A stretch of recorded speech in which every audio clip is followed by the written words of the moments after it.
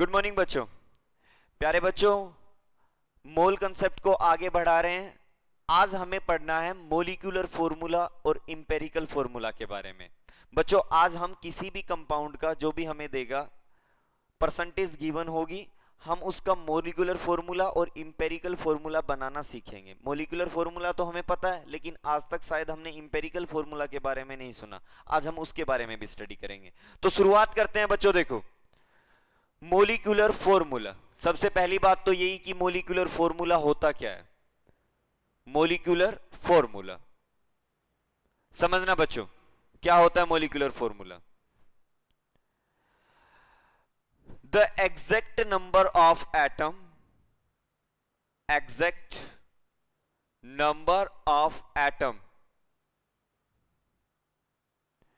इन ए molecule, किसी भी molecule के अंदर जो एग्जैक्ट नंबर ऑफ एटम है उसी को बोलते हैं molecular formula, is known as molecular formula.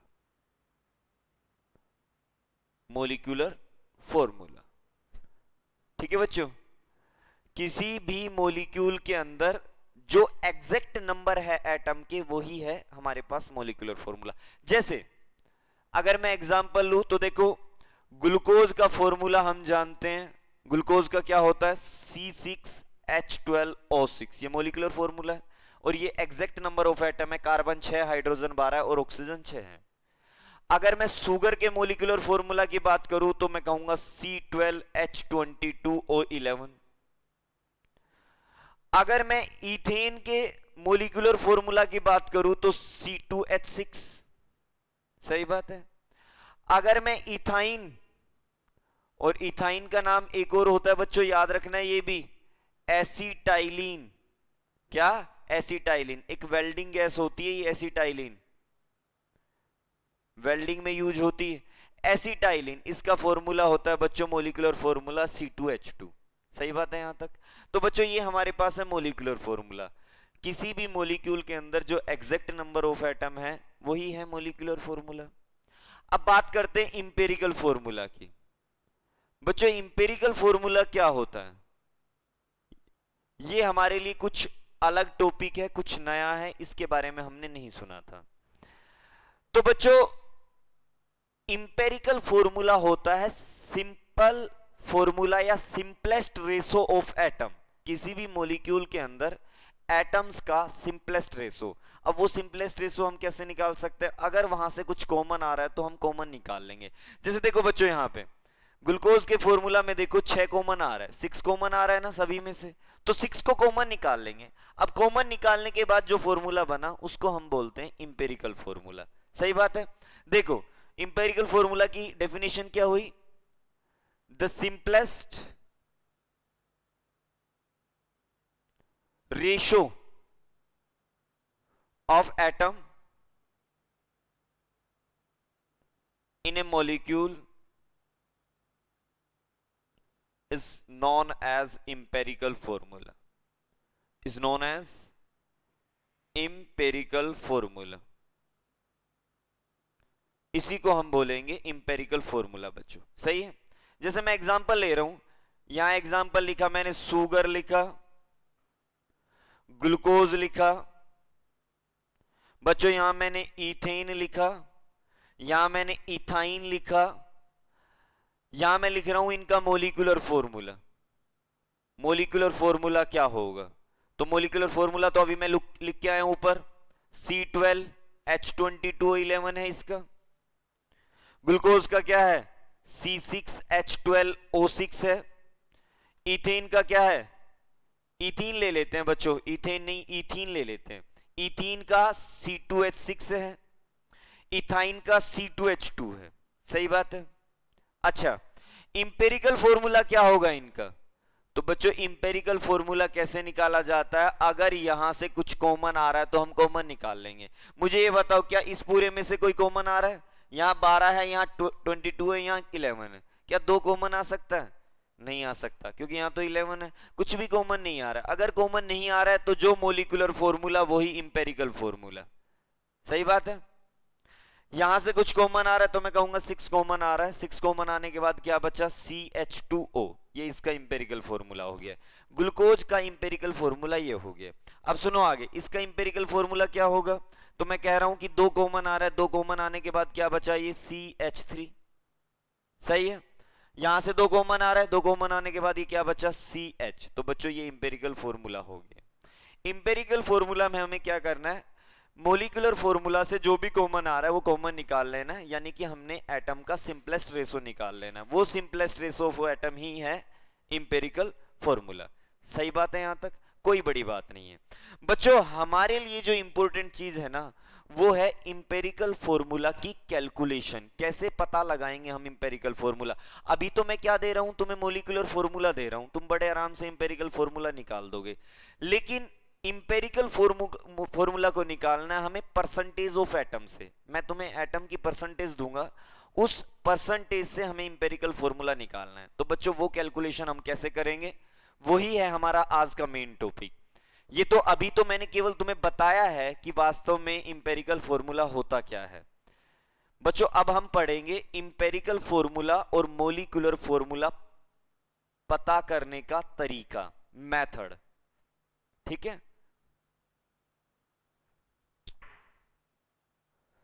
तो मैं यहां लिख देता हूं, डेटर्मिनेशन ऑफ इंपेरिकल फॉर्मूला।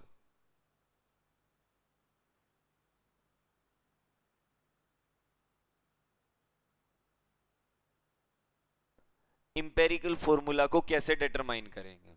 अब डिटरमाइन करने का तरीका सुनो तुम, क्या होगा, तुम्हें परसेंटेज दे देगा वो। ठीक है, हर एलिमेंट की परसेंटेज दे देगा कि इसके अंदर कार्बन इतना है, हाइड्रोजन इतना है, ऑक्सीजन इतना है। बताओ इंपेरिकल फॉर्मूला क्या होगा। हमें सबसे पहले क्या करना है, right symbol of element along with percentage. हमें परसेंटेज के साथ सिंबल लिखने एलिमेंट के जो भी वहां मौजूद हैं। पहली बात हो गई। दूसरी बात, हमें क्या काम करना है, divide percentage of each element bye its atomic number. Atomic number, atomic number से डिवाइड कर देना है परसेंटेज को। और ये जो हमारे पास आया ना, ये मोल ही आया है, टू गेट मोल। परसेंटेज यानी कि उसका कितना अमाउंट दिया हुआ है, ग्राम दिया हुआ है उस पर्टिकुलर मॉलिक्यूल के अंदर, उसको डिवाइड कर दिया हमने उसके एटॉमिक मास से, उसी एलिमेंट के एटॉमिक मास से, तो हमारे पास मोल आ गया। अब हम क्या करेंगे, अब जो बच्चों ये मोल की वैल्यू आएगी ना, ये तुम्हारे पास फ्रैक्शन में भी आ सकती है, 1.2, 1.3, 0.2 इस तरह से आ जाएगी। जो भी वैल्यू तुम्हारे पास आई है उसमें क्या करना है, डिवाइड ऑल दी वैल्यूज। जितनी भी वैल्यूज तुम्हारे पास आई है, वहां जितने भी एलिमेंट है सबके लिए अलग अलग वैल्यू आई होगी। तुम्हें क्या करना है, divide all the values by lowest value to get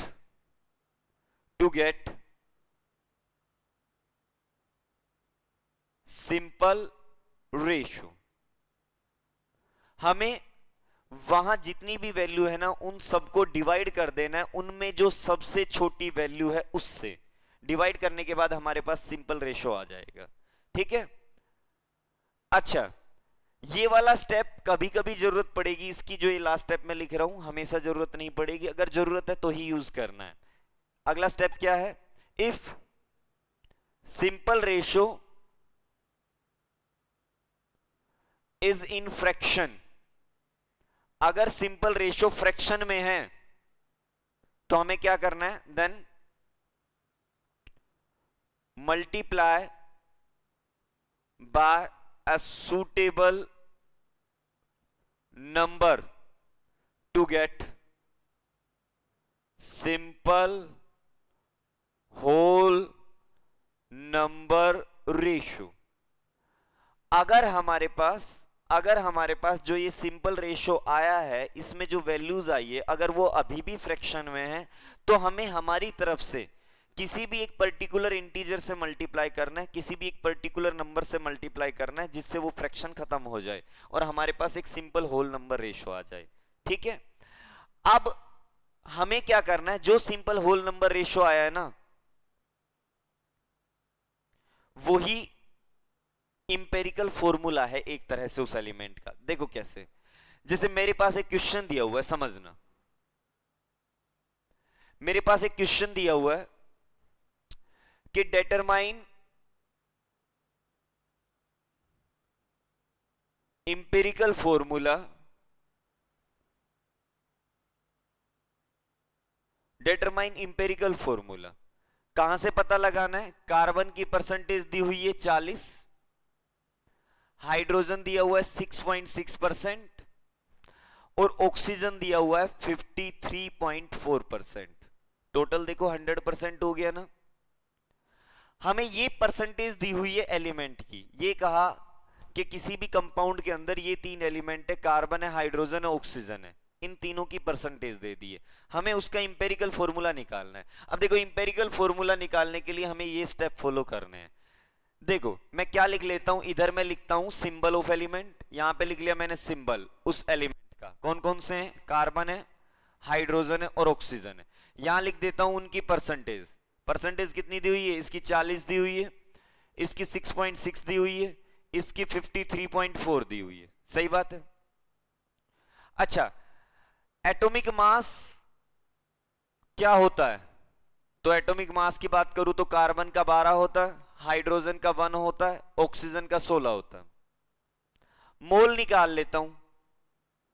मोल कैसे निकलेगा बताओ? मोल की कैलकुलेशन करनी है ना, divide percentage of each element by atomic number to get mole. मैं क्या करता हूं, 40 को डिवाइड कर रहा हूं एटॉमिक मास से, मोल आ गया कार्बन का। हाइड्रोजन का मोल 6.6 डिवाइड बाय 1, इसका 53.4 डिवाइड बाय 16, मोल आ गए। कैलकुलेट करते हैं वैल्यू क्या आई। 12 से अगर डिवाइड करेंगे 40 को तो 3 पे गया, 4 बचा 0, फिर से 3 पे गया। इसको डिवाइड करेंगे तो देखो 6.6 ही आएगा। 53.4 को 16 से डिवाइड कर रहे हैं, 3 पे गया, 16 3 जा 48, 5 बचा और 4 आया, फिर से 3 पे गया तो 3.3। सही बात है बच्चों।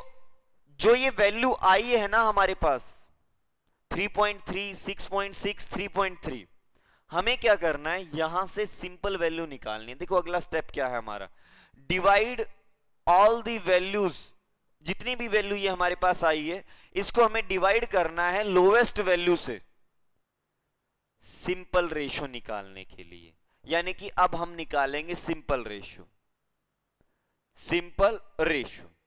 ठीक है, सिंपल रेशो कैसे निकालेंगे? जो ये मोल की वैल्यू आई है हमारे पास, इनमें सबसे छोटी वैल्यू सेलेक्ट कर लेनी है। अब सबसे छोटी तो 3.3 ही है।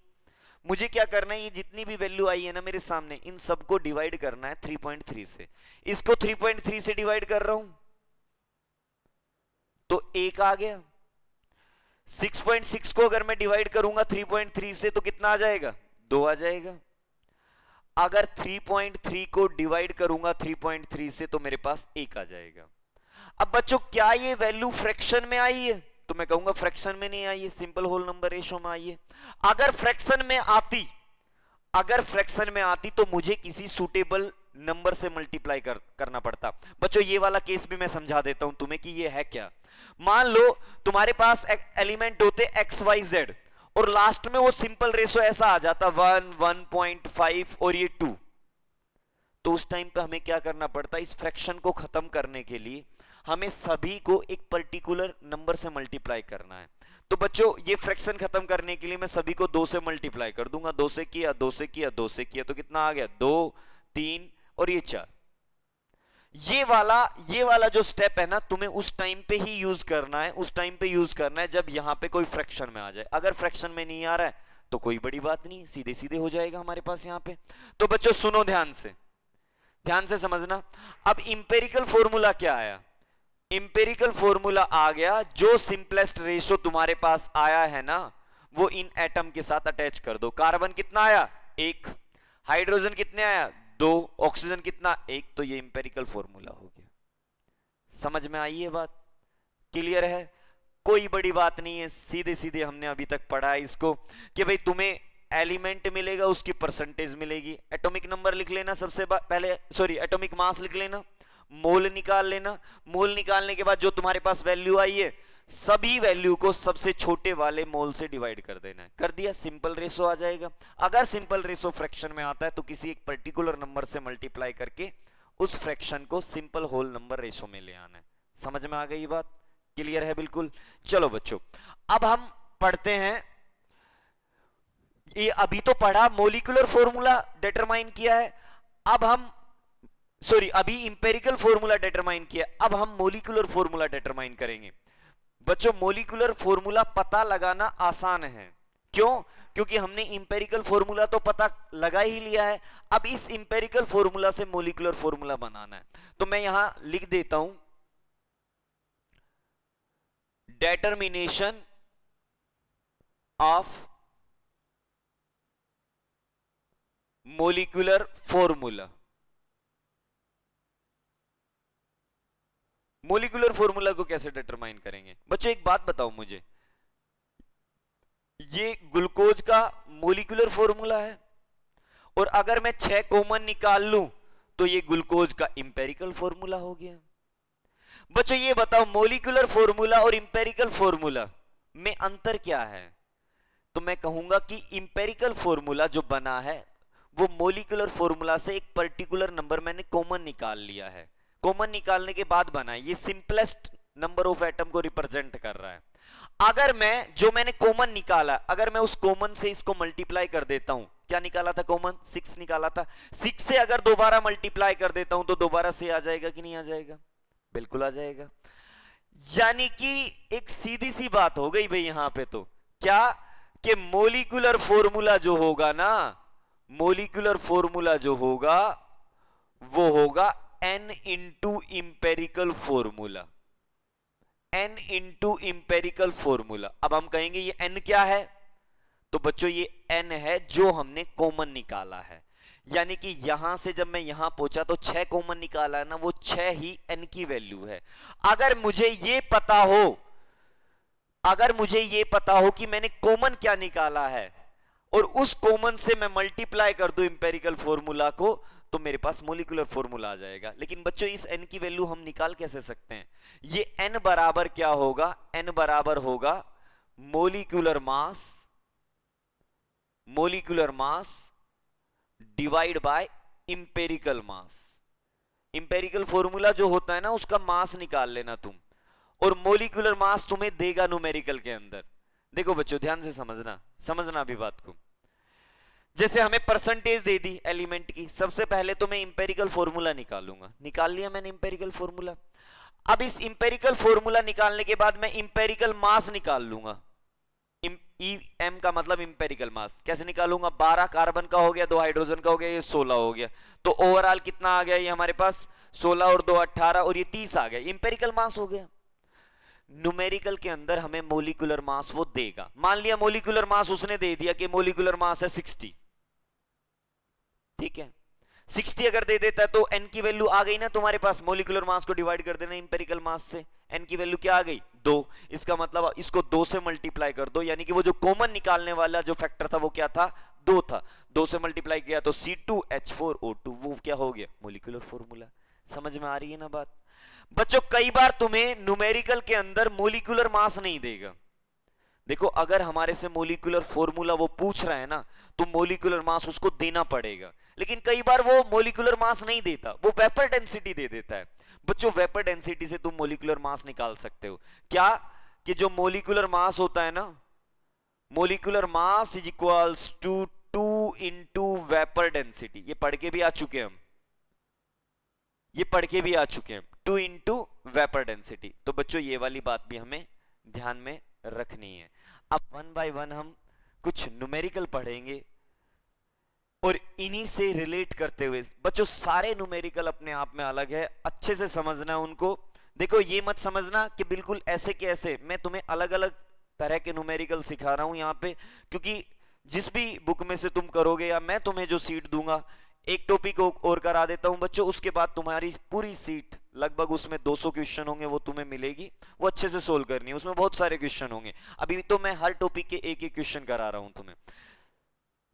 अब हम न्यूमेरिकल देखेंगे, एक बार मैं साफ कर देता हूं, फिर कंप्यूटर जी तुम्हारे सामने न्यूमेरिकल पेश करेंगे बहुत अच्छा सा।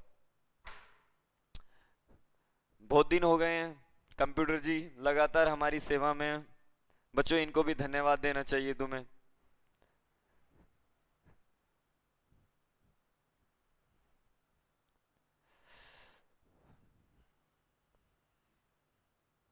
देखो बच्चों, तुम्हारे सामने एक न्यूमेरिकल है। ए compound on analysis give following percentage composition. Carbon की परसेंटेज दी है, हाइड्रोजन की दी है, और कहा है रिमेनिंग इज ऑक्सीजन, जो बच गया वो ऑक्सीजन है। निकाल सकते हैं हम, क्योंकि टोटल परसेंटेज तो 100 होती है, कार्बन की दे दी, हाइड्रोजन की दे दी, जो बच गया वो ऑक्सीजन है। मैं यहां लिख देता हूं कि मेरे पास एलिमेंट कौन कौन से हैं, यहां सिंबल ही लिख रहा हूं एलिमेंट के, एक कार्बन है, एक हाइड्रोजन है और एक ऑक्सीजन है। परसेंटेज की अगर मैं बात करता हूं तो कार्बन की परसेंटेज दी हुई है 57.8। अच्छा जी, हाइड्रोजन की कितनी दी हुई है 3.6, बच गया वो ऑक्सीजन। चलो निकालते हैं ऑक्सीजन की भी। अब बताओ, काउंट करो जरा, ये कितना हो चुका है 57.8 और प्लस में 3.6, ये 4 हो गया, ये 0, ये हो गया 1 और ये 61.4 हो गया। यानी कि 61.4 तो यूज हो चुका इन दोनों का। अब ऑक्सीजन कितना बचेगा, 100 में से माइनस कर देंगे। अब 100 में से माइनस करेंगे तो हमारे पास आ जाएगा 38.6, इतना ही आएगा ना, 38.6 ही आएगा, बिल्कुल। चलो यहां लिख देते हैं, सारी चीजें लिखते हैं कि ऑक्सीजन हो गया 38.6%। सही है यहां तक की बात? अच्छा बच्चों, यहां लिखते हैं एटॉमिक मास हम सभी का। कार्बन का 12, हाइड्रोजन का 1, ऑक्सीजन का कितना होता है 16। सही है यहां तक की बात? मोल निकालते हैं अभी। मोल मोल कैसे निकालेंगे, परसेंटेज को डिवाइड करते हैं एटॉमिक मास से, परसेंटेज को डिवाइड करते हैं एटॉमिक मास से, परसेंटेज को डिवाइड करते हैं एटॉमिक मास से। बच्चों क्या आया यहां से सोल्व करके, 57.8 डिवाइड बाय 12, 12 से काट रहा हूं, देखो कितने पे जाएगा, 4 जा पे, 12 4 जा 48, बचा कितना 9, और इधर से क्या आएगा नीचे 8, 98 आ गया। अब कितने पे जाएगा, 12 8 जा 96 पे चला गया। अच्छा ये तो सीधा सीधा चला गया 3.6। अच्छा ये कितने पे जाएगा, 38 है, नीचे 16 है, 16 है, 16 2 जा 32, 2 जा पे गया, बचा कितना 6, और इधर भी कितना है 6, तो मैं क्या कहूंगा कितने पे चला गया, अब चला गया 4 पे, 16 4 जा 64। सही है, इतना ही है, बस 1 डेसिमल पॉइंट तक ही रखो। अच्छा बच्चों, ये वैल्यू आ गई हमारे पास मोल की। अब जो सिंपल रेशो हम निकालेंगे, सिंपल रेशो निकालेंगे बच्चों, वो कैसे निकालेंगे समझाया था तुम्हें। इनमें जो भी सबसे छोटी वैल्यू हो ना, उससे सभी को डिवाइड कर देना। सबसे छोटी वैल्यू ये है, तो अब हम डिवाइड करेंगे, 4.8 divide by 2.4, 3.6 divide by 2.4, 2.4 divide by 2.4, क्या आया ये 2 आ गया। ये सोल्व करोगे तो बच्चों 1.5 आएगा, ये कितना आएगा 1। क्या value simple whole number ratio में आई, बिल्कुल नहीं आई। देखो 1.5 बीच में आ रहा है, गड़बड़ कर रहा है। अब ये फ्रैक्शन हटाने के लिए हमें एक पर्टिकुलर नंबर से मल्टीप्लाई करना पड़ेगा जिसको सिंपल होल नंबर रेशो में ले आए। तो हम ये कहेंगे अब मैंने सिंपल होल नंबर रेशो बनाने के लिए 2 से मल्टीप्लाई किया, तो ये कितना हो गया 4, ये कितना हो गया 3, ये कितना हो गया 2। ये जो भी आई ये संख्या हमारे पास इन सिंबल के नीचे लिख दो, इंपेरिकल फॉर्मूला आ जाएगा। इंपेरिकल फॉर्मूला क्या आ गया बताना जरा मुझे। इंपेरिकल फॉर्मूला आ गया मेरे पास C4H3O2, ये आ गया। यहां से मैं इंपेरिकल मास भी निकाल सकता हूं। इंपेरिकल मास बताना जरा बच्चों क्या है। इंपेरिकल मास बराबर कार्बन का कितना हो गया 48, हाइड्रोजन का 3 हो गया, ऑक्सीजन 16 दूनी 32 हो गया। काउंट करो जरा, 2 और 3 5 और 8 13 हो गया, एक कैरी हो गया 3 और एक 4 और 4 कितना हो गया 8। ये हो गया ओवरऑल हमारे पास, ठीक है ना। यही हुआ है ना, 83 आ गया हमारे पास। अच्छा देखना जरा, इधर चलते हैं, अभी क्या दिया हुआ है, पढ़ना आगे। If the vapour density of compound is 83, हमें दे दी है कंपाउंड की वेपर डेंसिटी। वेपर डेंसिटी कितनी दी है हमें, 83। अब बच्चों हम जानते हैं मोलिकुलर मास बराबर 2 इंटू वेपर डेंसिटी, निकाल लेते 2 इंटू 83, तो ये आ गया, मल्टीप्लाई किया तो 6 और ये 16, 166 आ गया मोलिकुलर मास। बच्चों हमें मोलिकुलर फॉर्मूला निकालना है। मोलिकुलर फॉर्मूला निकालने के लिए मुझे एन की वैल्यू निकालनी पड़ेगी। एन क्या होता है, molecular mass upon empirical mass. Molecular mass 166 divide by empirical mass 83। क्या आ गया भाई हमारे पास, 2 आ गया। क्या आ गया, 2। एन की वैल्यू आ गई, एन 2 आ गया है। अब हम निकाल सकते हैं मोलिकुलर फॉर्मूला। मोलिकुलर फॉर्मूला क्या होगा, मोलिकुलर फॉर्मूला हमें इंपेरिकल फॉर्मूला को 2 से मल्टीप्लाई कर देना। इंपेरिकल फॉर्मूला क्या है हमारा, ये रहा, देखो 2 से किया तो क्या आया, C8H6O4। ये हमारे पास empirical formula, sorry molecular formula आ गया। समझ में आई ये बात, क्लियर है। पहले इंपेरिकल फॉर्मूला निकाला, इंपेरिकल मास निकाला, then molecular mass, then n की वैल्यू निकाली, एन की वैल्यू को मल्टीप्लाई किया इंपेरिकल फॉर्मूला से, ओवरऑल हमारे पास मोलिकुलर फॉर्मूला आ गया। क्लियर है, समझ में आ गई है। इसके बाद हम देखते हैं नेक्स्ट न्यूमेरिकल को। तुम्हारी देखो स्क्रीन पे आ गया है नेक्स्ट न्यूमेरिकल, पढ़ो तब तक तुम क्या लिखा हुआ है उसमें। बहुत अच्छा न्यूमेरिकल है बच्चों, एनसीईआरटी का न्यूमेरिकल है, और इस तरह के न्यूमेरिकल आजकल बड़े पॉपुलर है कंपटीशन एग्जाम में, क्योंकि इनमें दिमाग लगता है, बहुत लॉजिकल क्वेश्चन होते हैं जो तुम्हारे सामने अभी न्यूमेरिकल दिया हुआ है। और इसके बाद एक न्यूमेरिकल और कराऊंगा मैं, वो भी पूरा लॉजिक बेस्ड है। बच्चों दिया हुआ है एक वेल्डिंग गैस, वैसे तो तुम्हारे दिमाग में अभी आ गई होगी वेल्डिंग गैस क्या होती है, एसिटाइलिन होती है, फॉर्मूला C2H2 होता है। अच्छा, a welding gas consist from carbon and hydrogen, ठीक है। If we burn a small sample of gas we get 3.38 gram CO2 and 0.6 gram H2O।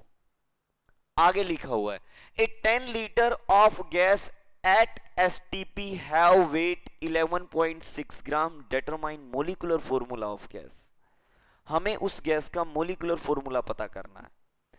बच्चों मुझे नहीं पता उसका फॉर्मूला, मैंने गैस का फॉर्मूला मान लिया CXHY, मान लिया, सही है यहां तक की बात। चलो ठीक है, CXHY मैंने फॉर्मूला मान लिया, और वो कह रहा है जब हम इस गैस को बर्न करेंगे, बर्न कैसे करेंगे, ऑक्सीजन की प्रेजेंस में करेंगे। और जब भी किसी हाइड्रोकार्बन को जलाते हैं जिसमें कार्बन और हाइड्रोजन हो, बच्चों जब हम उसको जलाते हैं, जब हम उसका कंबशन करते हैं, तो ये बात हम अपनी 10th क्लास में भी शायद पढ़ के आए हैं कि हाइड्रोकार्बन का जब हम कंबशन करते हैं तो बनता है कार्बन डाइऑक्साइड और वाटर। और वो हमें कह भी रहा है कि क्या क्या बना, कार्बन डाइऑक्साइड बना, और कौन बना, वाटर बना। बच्चों इसको थोड़ा सा बैलेंस करने की कोशिश करना। कार्बन कितने हैं, X, इधर कितने हैं, 1, X हो गए कार्बन बराबर। हाइड्रोजन कितने हैं, Y, हाइड्रोजन कितने हैं, 2, हमें कितने करने हैं, Y। इस 2 को, ये जो 2 हाइड्रोजन है इसको Y बनाना है। भाई मेरे पास 2 एक संख्या है, इसको Y बनाना है। मैं कैसे बना सकता हूं, इसको Y/2 से मल्टीप्लाई कर दूंगा, 2 से 2 कैंसिल हो जाएगा, Y बन जाएगा। तो मैंने इसको मल्टीप्लाई कर दिया Y/2 से, बैलेंस हो गया hydrogen. Carbon balance, hydrogen balance. Oxygen को बैलेंस करने की हमें जरूरत भी नहीं है इस न्यूमेरिकल में, क्योंकि मुझे इसका ही फॉर्मूला निकालना है, X और Y की वैल्यू निकालनी है बस, और मुझे किसी से कोई मतलब नहीं है। चलो सुनो अब ध्यान से, ध्यान से सुनो जरा, क्या कह रहा है कि जब बर्न किया तो 3.38 ग्राम बना कार्बन डाइऑक्साइड और 0.6 ग्राम बना H2O। सही है यहां तक की बात। चलो बच्चों अब सुनो आगे, आगे की कहानी क्या है। बच्चों अब हम यहां लगाते हैं वो जो हम पढ़ के आए थे, गे लुकेसला और एवोगैड्रोला। वो क्या कहते थे कि मोल का रेशो सिंपल होल नंबर में हो सकता है, मोलिक्यूल का और वॉल्यूम का। मैं अगर यहां मोल का रेशियो लिखना चाहूं तो मैं ये कहूंगा, देखो इसके सामने क्या लिखा हुआ, एक, इसका एक मोल, इसके कितने मोल बना रहा है कार्बन डाइऑक्साइड के, तो मैं कहूंगा एक्स मोल बना रहा है इसके, सही है ना। इसके कितने मोल बना रहा है, तो मैं कहूंगा इसके y/2 मोल बना रहा है। इसका एक मोल इसके x मोल बना रहा है, इसके y/2 मोल बना रहा है। समझ में आ रही है ना बात। और इसके x मोल का वेट 3.38 ग्राम है और H2O के y/2 मोल का वेट 0.6 ग्राम है। सही है यहां तक की बात। अब बच्चों एक बात बताओ मुझे, मोल की कैलकुलेशन होती कैसे है, तो मैं तो ये कहूंगा मोल की कैलकुलेशन गिवन मास, ये लो given mass, divide by molecular mass. Carbon dioxide का मोलिकुलर मास निकालोगे ना बच्चों 44 आएगा, ठीक है। निकाल लेना कार्बन का 12, इसका 32, तो 44 हो जाएगा।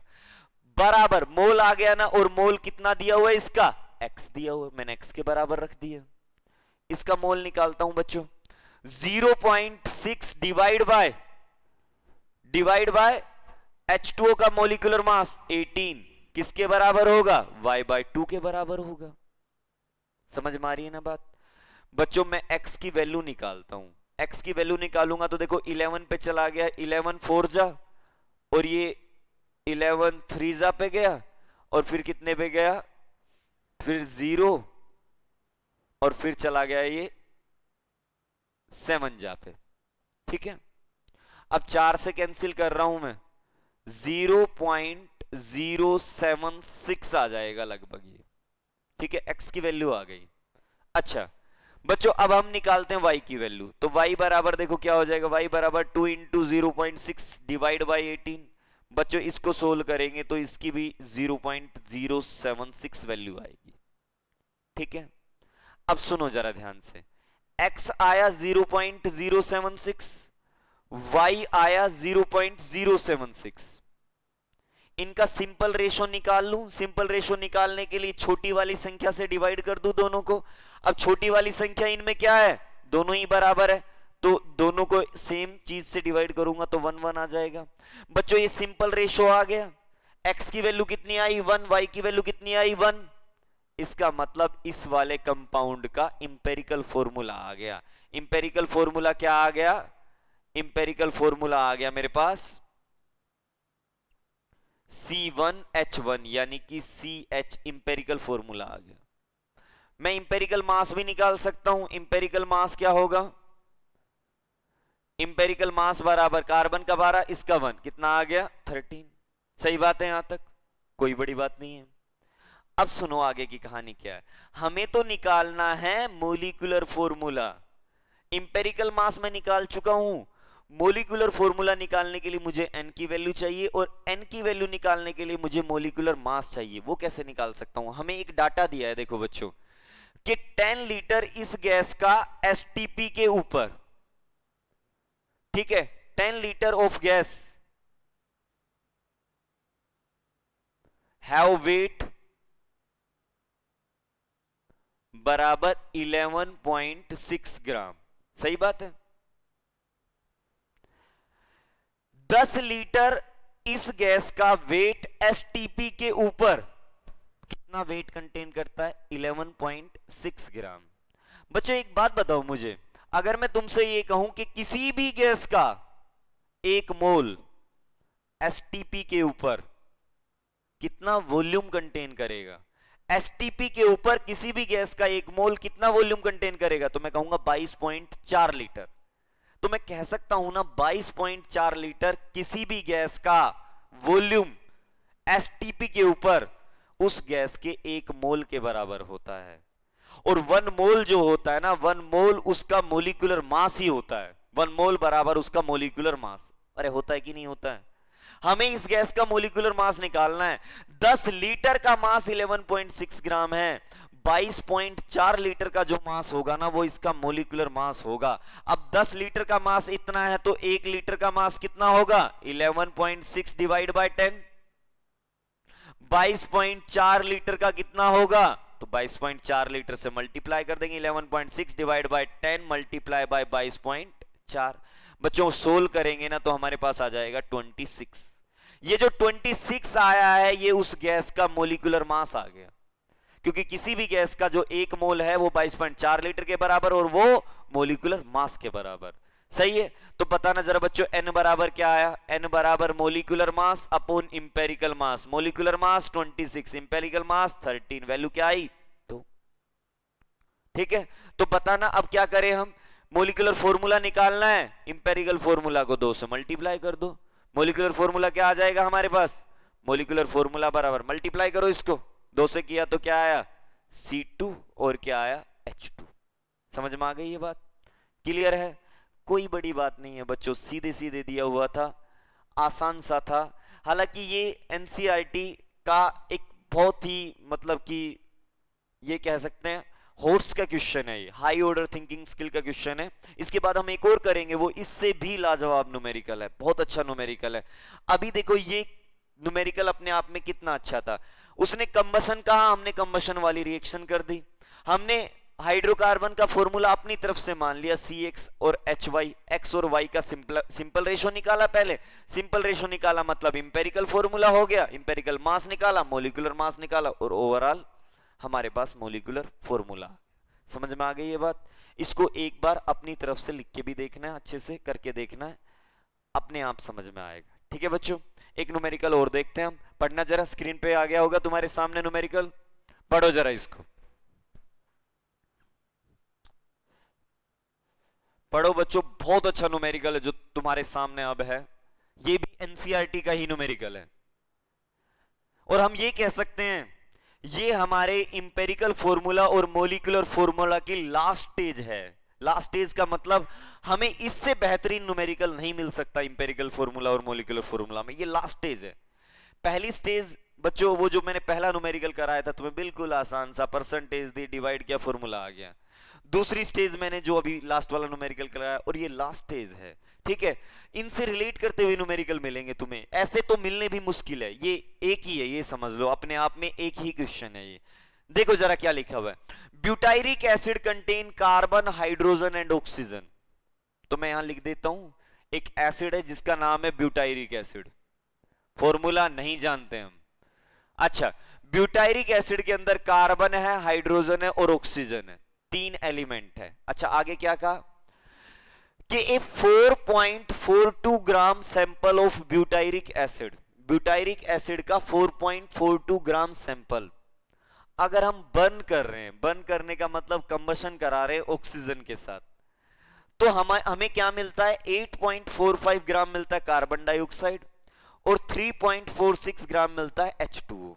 ये यहां तक की बात हो गई। आगे क्या कहा, if molecular mass of butyric acid is 88, ये अच्छी बात है, डायरेक्ट हमें मोलिकुलर मास दे दिया, हमें उलझाया नहीं किसी चक्कर में, जैसे लास्ट वाले में उलझा रखा था ना कि 10 लीटर इतना वेट कंटेन करता है, तो हमने वहां से मोलिकुलर मास निकाला था, अब हमें डायरेक्ट मोलिकुलर मास मिल गया है। अच्छा आगे क्या क्या है बच्चों, डिटरमाइन इट्स मोलिकुलर फॉर्मूला, हमें इसका मोलिकुलर फॉर्मूला निकालना है। देखो बच्चों कैसे निकालेंगे, समझना आप बात को, चलो देखते हैं अभी। अब ब्यूटायरिक एसिड में 3 एलिमेंट हो गए, कार्बन है, हाइड्रोजन है, ऑक्सीजन है। लास्ट वाले में तो 2 ही थे, कार्बन और हाइड्रोजन हमने XY मान लिए थे, लेकिन अब 3 मानने पड़ेंगे। क्या कि फॉर्मूला हो गया CX HY और OZ, सही है। कंबसन कराया तो ऑक्सीजन दी मैंने, अरे दी ना, बना क्या जरा मुझे ये बताओ, इधर क्या बना हमारे पास, तो मैं कहूंगा इधर बना कार्बन डाइऑक्साइड और वाटर बना। कार्बन डाइऑक्साइड कितना बना X, वाटर कितना बना, तो मैं कहूंगा ये Y/2, क्योंकि इधर ये हाइड्रोजन Y है, उधर हाइड्रोजन 2 थे, उनको भी Y बनाना जरूरी है। ऑक्सीजन को अभी भी मैं बैलेंस नहीं कर रहा, क्योंकि मुझे जरूरत ही नहीं है इस न्यूमेरिकल में बैलेंस करने की, मैं यहीं से सोल्व करूंगा इसको। देखो समझना कैसे करेंगे बच्चों, ये कहा है हमें कि ये जो ब्यूटायरिक एसिड है ना, इसका 4.42 ग्राम हमें दिया हुआ है, इसी को मैंने बर्न किया है, और जब इसको बर्न किया ना तो ये जो कार्बन डाइऑक्साइड है ये 8.45 ग्राम बनी, सही है। और ये 3.46 ग्राम बना H2O, सही बात है, कोई बड़ी बात नहीं है यहां तक। चलो अब सुनो ध्यान से। अब मैं ये कह सकता हूं ना, इसके आगे एक लिखा हुआ है तो इसका 1 मोल रिएक्शन करके इसके कितने मोल बना रहा है X, और इसके कितने मोल बना रहा है Y/2। तो बच्चों अब मैं मोल की टर्म में लिखता हूं इसको। देखो अगर मैं इसके मोल निकालूं, इस पूरे के मोल निकालूं, तो इसके मोल कैसे निकाल सकता हूं? इसका गिवन मास डिवाइड बाय इसका मोलिकुलर मास। बच्चों मोलिकुलर मास कैसे आएगा? कार्बन का मास 12 होता है, कार्बन की संख्या कितनी है X, तो X से मल्टीप्लाई कर दूंगा, प्लस हाइड्रोजन का मास 1 होता है, संख्या कितनी है Y, तो Y हो गया 1 इंटू वाई। ऑक्सीजन का मास 16 होता है, 16 इंटू Z, बराबर क्या आएगा बच्चों 1। मोल निकाला मैंने और इसके मोल की संख्या कितनी है 1, तो बराबर मैंने 1 रख दिया। सही है यहां तक की बात। अब दूसरा सुनो, इसके मोल निकालता हूं कार्बन डाइऑक्साइड के। गिवन मास कितना 8.45 डिवाइड बाय मोलिकुलर मास 44, और संख्या कितनी है मोल की X, सही है। इसकी निकालता हूं भाई मोल में 3.46 गिवन मास, पानी का मोलिकुलर मास 18 होता है, बराबर क्या Y/2, सही है। अब मैं सोल्व करता हूं बच्चों, इसको जब मैं सोल्व करूंगा तो जो X की वैल्यू आएगी ना वो 0.192 आएगी, ठीक है। Y बराबर क्या होगा? Y बराबर होगा 2 मल्टीप्लाई बाय 3.46 डिवाइड बाय 18। बच्चों जब Y सोल्व करेंगे ना तो हमारे पास लगभग 0.38 आ जाएगा, ठीक है। बच्चों जो ये X निकाला और ये जो Y निकाला, इन दोनों की वैल्यू मैं यहां पुट कर रहा हूं X और Y की जगह, क्योंकि मुझे Z की वैल्यू निकालनी है। समझ में आ रही है ना बात? तो क्या आएगा भाई 4.42 divide by 12 multiply by 0.38 plus Y की वैल्यू, सॉरी X करना था ना मल्टीप्लाई में, X की वैल्यू है 0.192 प्लस Y 0.38 प्लस 16Z, और बराबर क्या आएगा 1। बच्चों यहां तुम Z के लिए कैलकुलेट करना, तुम्हारे पास कैलकुलेटर है, बड़े आराम से कैलकुलेट करना। Z की वैल्यू बच्चों आ जाएगी Z इज इक्वल्स टू 0.096। बच्चों ये Z की वैल्यू आ जाएगी। अब हमारे पास तीनों वैल्यू आ गई है। क्या क्या आ गया? मेरे पास X आ गया, Y आ गया, Z आ गया, ठीक है। X की वैल्यू बच्चों हमारे पास आई है 0.192, Y की वैल्यू आई है 0.38, अच्छा Z की वैल्यू आई है 0.096। अच्छा अब मैं इसको सिंपल रेशो में कैसे बदलूं? जो भी हमारे पास संख्या आई है हम उसको सबसे छोटी वाली वैल्यू से डिवाइड कर देंगे, यानी कि 0.192 को मैं डिवाइड करूंगा, सबसे छोटी वाली वैल्यू यही है इनमें 0.096, इसको डिवाइड करूंगा 0.096, इसको डिवाइड करूंगा 0.096 से। बच्चों इसको जब इससे डिवाइड करूंगा तो देखो 2 आ रहा है सीधा सीधा, इसको इससे डिवाइड करूंगा तो 4 आ रहा है बच्चों नियरली, इसको इससे डिवाइड करूंगा तो बच्चों 1 आ रहा है। यानी कि यहां पे एक सीधी सीधी बात आ गई मेरे पास, क्या कि इंपेरिकल फॉर्मूला जो मेरे पास आया एक्स वाई जेड की जो वैल्यू आई है वो वहां पे रख देता हूं, इंपेरिकल फॉर्मूला आ गया। एक्स की वैल्यू कितनी 2, तो इंपेरिकल फॉर्मूला क्या आया C2, और H कितना 4 और O कितना 1। सही है यहां तक की बात? बच्चों इंपेरिकल मास निकालते हैं। इंपेरिकल मास बराबर कार्बन 2 है 12 मल्टीप्लाई बाय 2, 1 मल्टीप्लाई बाय 4 और प्लस में 16, तो कितना हुआ 24 प्लस 4 प्लस 16। काउंट करना बच्चों कितना हुआ टोटल, टोटल हो गया 44। ये आ गया इंपेरिकल मास। मोलिकुलर मास उसने हमें दिया हुआ है, मोलिकुलर मास देखो बच्चों कितना दिया हुआ है, मोलिकुलर मास दिया उसने हमें 88, तो n की वैल्यू आ जाएगी n बराबर मोलिकुलर मास अपॉन इंपेरिकल मास। कितना आया 88 डिवाइड बाय 44, 2 आ गया। सही है, मोलिकुलर फॉर्मूला ये था, तो बताना जरा बच्चों सॉरी इंपेरिकल फॉर्मूला ये था, तो बताना जरा बच्चों मोलिकुलर फॉर्मूला क्या होगा। मोलिकुलर फॉर्मूला 2 से मल्टीप्लाई कर दो, n की वैल्यू 2 आई है, तो 2 से मल्टीप्लाई कर दो, क्या हो जाएगा C4H8O2। ये हमारे पास आ गया मोलिकुलर फॉर्मूला। सही है। देखो बच्चों ये मत समझना ये कितना बड़ा न्यूमेरिकल है, कैसा है, बहुत कुछ करना पड़ेगा। बच्चों ये अपने आप में समझ लो बहुत बेहतरीन क्वेश्चन है, शानदार क्वेश्चन है। इसको समझ लिया तो समझो इंपेरिकल फॉर्मूला का तुम्हारे पास कोई क्वेश्चन नहीं बचेगा, सारे तुम सोल्व कर दोगे। ये लास्ट स्टेज है, ये लास्ट स्टेज थी न्यूमेरिकल की इंपेरिकल फॉर्मूला के ऊपर। और सारे बड़े आसान है, बहुत आसान न्यूमेरिकल है, तुम्हें सीधे सीधे परसेंटेज मिलेगी, तुम बड़े आराम से मोलिकुलर फॉर्मूला निकाल दोगे। नीट में बड़े आसान क्वेश्चन आते हैं, बस 2 ही एलिमेंट होते हैं, यहां तो फिर भी मैंने 3 लिए, 2 ही एलिमेंट होंगे, परसेंटेज दे देगा, फॉर्मूला पूछेगा। ठीक है, ऐसे क्वेश्चन मैं दूंगा तुम्हें, आसान आसान भी दूंगा, डिफिकल्ट भी दूंगा सेट के अंदर। ठीक है बच्चों, जो भी तुम्हें बुक मिलती है उसमें से सोल्व करना है, अच्छे से काम करना है, रिवाइज करते रहना है। मोल कंसेप्ट का जल्दी टेस्ट होने वाला है, 1 या 2 दिन में मैं बता दूंगा टेस्ट की डेट, लेकिन तुम्हें रिवाइज करते रहना है। ठीक है, थैंक यू।